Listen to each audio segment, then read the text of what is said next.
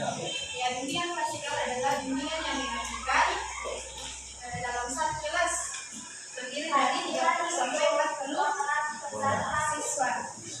Nah, topik kita pada hari ini yaitu mengurangi perilaku prokrastinasi akademik. Namun sebelum itu, kan tadi sudah perkenalan singkat ya. Perkenalkan nama saya Indri dengan diri 1220218769, alamat saya dari Semarang. Kemudian status mahasiswa. Saya dari Prodi Bimbingan Kristen, Fakultas Keguruan dan Ilmu Pendidikan Kristen, Institut Agama Kristen Negeri Toraja. Yaitu perkenalan singkat dari saya. Ada yang mau ditanyakan mengenai perkenalan singkat? Ya, kalau tidak ada, kita langsung saja masuk pada mengurangi perilaku prokrastinasi akademik. Prokrastinasi akademik, ada yang tahu apa itu prokrastinasi akademik?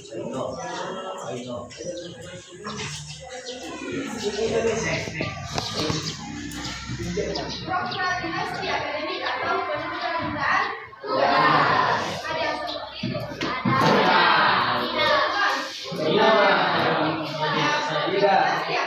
Prokrastinasi akademik atau penunda-tundaan tugas. Kemudian apa itu prokrastinasi akademik? Prokrastinasi akademik adalah perilaku sengaja menunda tugas atau menunda pekerjaan yang harus diselesaikan. Prokrastinasi akademik juga dapat didefinisikan sebagai suatu penundaan yang dilakukan secara sengaja dan berulang-ulang. Ya, prokrastinasi akademik ini atau penunda-tundaan tugas memang biasanya dilakukan dengan sengaja. Prokrastinasi akademik menunjukkan suatu perilaku yang tidak disiplin dalam penggunaan waktu dan dilakukan secara sengaja dengan melakukan aktivitas yang lain yang tidak diperlukan dalam pekerjaan tugas sehingga dapat merugikannya sendiri. Kalau kita menunda-nunda tugas, siapa yang kita rugikan? Ya, diri sendiri, karena kapan kita menunda-nunda tugas kita akan menumpuk dan di situ kita akan malas untuk mengerjakannya. Kemudian prokrastinasi akademik menunjukkan suatu perilaku yang tidak disiplin. Apakah ketika kita menunda-nunda tugas itu dikatakan disiplin? Ya, tidak ya. Jadi orang yang sering menunda-nunda tugasnya itu adalah orang yang tidak disiplin.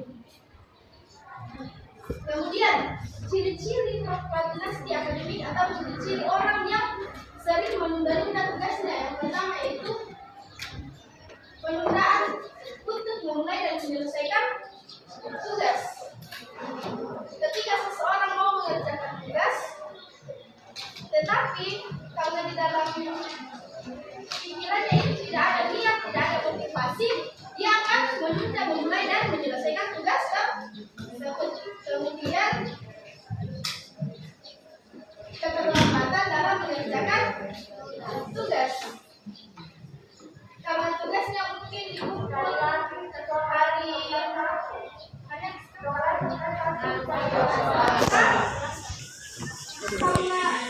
karena pemalasannya dia sekarang hari Selasa, biasanya dikumpul hari Kamis. Nah, kalau saya Pak, misalnya dikumpul tiba waktunya hari Rabu, nah kalau edah ataupun sosiali. Kemudian tiba waktunya mau dikumpul tidak dikerjakan. Kemudian yang ketiga yaitu kesenjangan antara rencana dan kinerja aktual. Seperti saya katakan bahwa tugasnya itu dikumpul hari Kamis dan sekarang hari Selasa, jadi dalam pikirannya sosiali bisa lupa, menyoba, ujung-ujungnya tidak dikerjakan dan tidak dikumpul, kemudian tidak mendapatkan nilai. Kemudian melakukan aktivitas yang lebih menyenangkan. Apa aktivitas kalian yang lebih menyenangkan? Tidur, yang cewek, mau TikTok, nonton drakor, kemudian yang lagi, ya main game,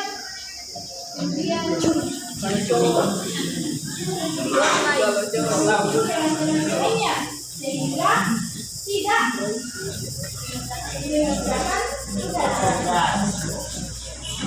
Mengaruhi prokrastinasi.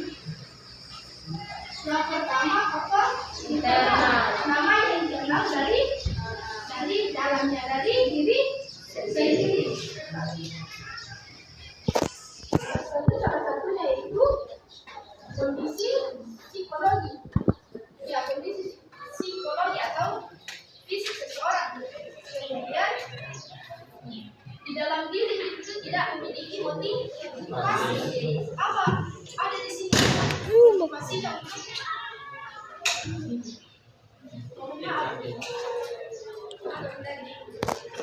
Apa ya? Kalau mengerjakan tugas ini memiliki motivasi, misalnya motivasinya untuk mendapatkan reward, mendapatkan hadiah dari orang banyak. Ada yang seperti itu. Ya, salah satu hal yang dapat membangun semangat dan dalam diri kita yaitu motivasi dari ayamnya kak, dari ada yang punya ayam, ada yang tidak mengakuinya orang. Kemudian yaitu faktor eksternal atau faktor yang namanya eksternal berarti dari luar. Salah satunya yaitu faktor lingkungan yang tidak kondusif, misalnya dalam pergaulan, bergaul dengan orang-orang yang tidak baik. Misalnya berteman dengan mungkin teman sebangkunya, tetapi teman sebangkunya itu tidak memiliki motivasi atau sering juga menunda-nunda tugas, dia akan terpengaruh. Dia mengatakan, jadi itu aku sudah kerjakan gitu. Atau malah teman sebangkunya yang mengajak dia untuk tidak mengerjakan tugas. Di bangku aku, kita itu ada rekam adik, ada rekam emak. Seperti tadi ya, mungkin teman sebangkunya yang tidak ke sini, makanya memang tidak ke sini. Kemudian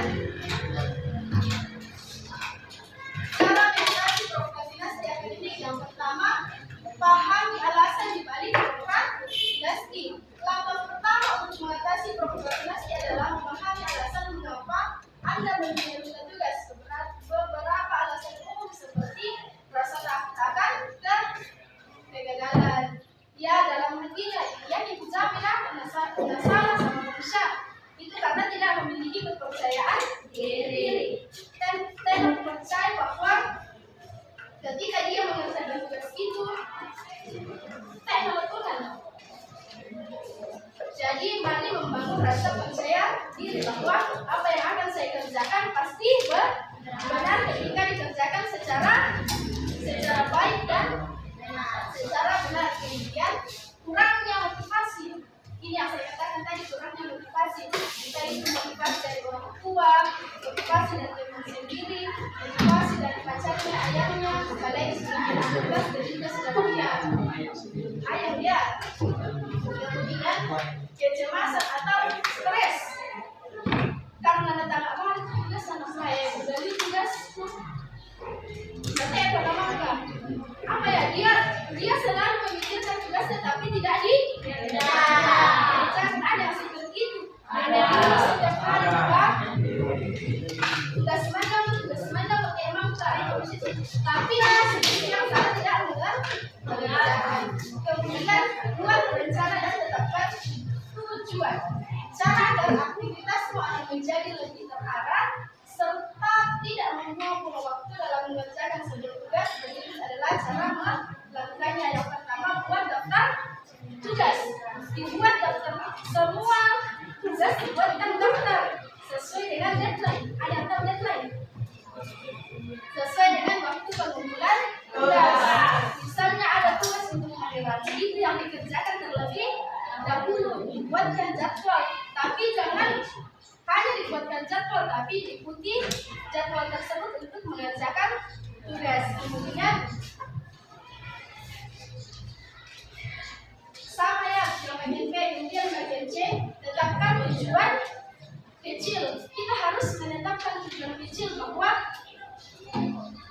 Ketika saya mengerjakan tugas ini, tujuan saya itu mendapatkan nilai yang bagus. Jadi kita memiliki motivasi bahwa harus saya kerjakan tugas ini sampai selesai supaya saya mendapatkan nilai yang bagus dan membanggakan kedua orang tua. Kemudian ciptakan kedisiplinan. Sesuai yang saya katakan tadi, membuat jadwal dan jadwal itu harus diikuti. Kemudian ciptakan lingkungan belajar yang kondusif. Ciptakan lingkungan belajar yang kondusif. Beberapa tips untuk menciptakan lingkungan belajar yang kondusif. Yang pertama, pilih tempat yang tenang, tidak bising. Yang kedua, atur meja belajar. Ya, ketika kita mau mengerjakan tugas atau belajar, meja itu sangat berpengaruh.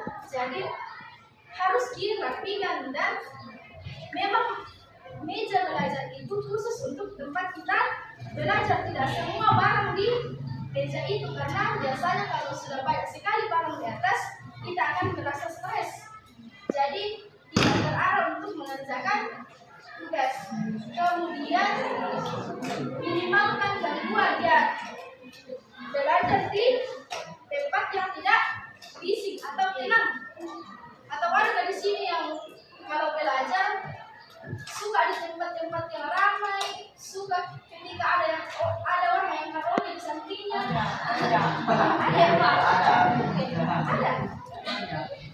Kemudian cari dukungan dan inspirasi. Beberapa cara untuk mendapatkan dukungan yaitu bergabung dengan kelompok belajar.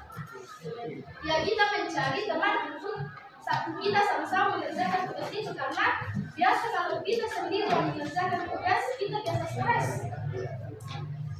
Jadi ada baiknya kalau kita bersama dengan kita bertukar pikiran. Kemudian memanfaatkan sumber daya online. Jangan sampai HP itu hanya digunakan untuk main game, scroll TikTok, scroll IG, tapi banyak sumber belajar yang dapat kita searching di HP tersebut.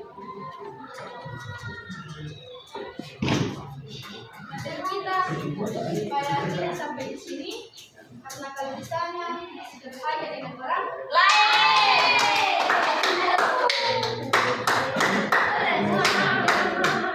Ya, materi kita pada hari ini selesai tentang organisasi akan ini atau menunda-nunda. Ada yang mau menjelaskan materi kita tadi? Ada yang ada perhatikan? Ada yang mau menyimpulkan satu orang saja? Simpulkan apa itu prokrastinasi? Satu orang, jatuh kelas.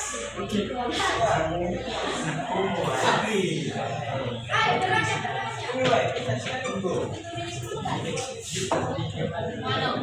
Ada. Kalau tidak ada, prokrastinasi akademik itu adalah perilaku yang menunda-nunda tugas. Apakah perilaku selesai? Tidak. Jadi mulai sekarang harus tidak menunda-nunda tugas.